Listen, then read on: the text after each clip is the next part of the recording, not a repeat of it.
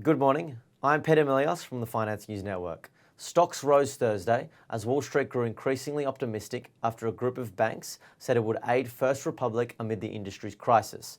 First Republic shares cut their steep decline and turned positive after a group of banks announced they would deposit $30 billion in First Republic. The vote of confidence turned the market higher, while the SPDR S&P Regional Banking ETF closed 3.5% higher. First Republic shares closed 10.3% higher. Overall, the Dow Jones Industrial Average Index added 1.2% after falling by more than 300 points earlier in the session. The S&P 500 gained 1.8%, despite a 1-point trading down 0.7%. The Nasdaq Composite advanced 2.5%. All three indexes are on pace to end the week higher than where they began, led by the Nasdaq Composite with a 5% advance.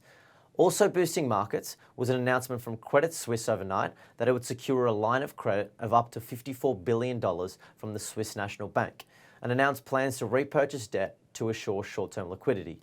The embattered bank, after it fell to a record low Wednesday following reports that the Saudi National Bank, Credit Suisse's largest investor, said it would not provide additional assistance. Thursday's move comes after the news surrounding Credit Suisse, which sent other European banking stocks and the broad S&P 500 index lower on Wednesday. Investors have been closely watching bank stocks after the closures of Silicon Valley Bank and Signature Bank prompted concerns of contagion in the sector in recent days.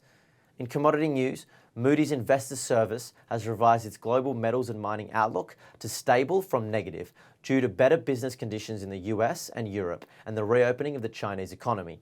However, Moody's anticipates continued volatility in metal commodity prices, which are expected to remain historically high, driven by economic growth and activity indicators in China and major economies.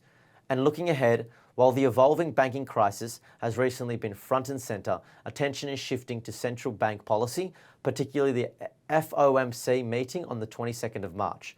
Expectations have been volatile over the past week, but consensus is settling around a final 25 basis point hike next week, with possibility of rate cuts beginning during the summer in the US.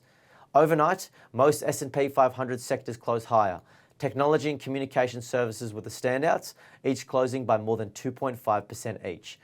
The SPI futures are pointing to a 0.4% rise. Thank you for listening. Have a great weekend.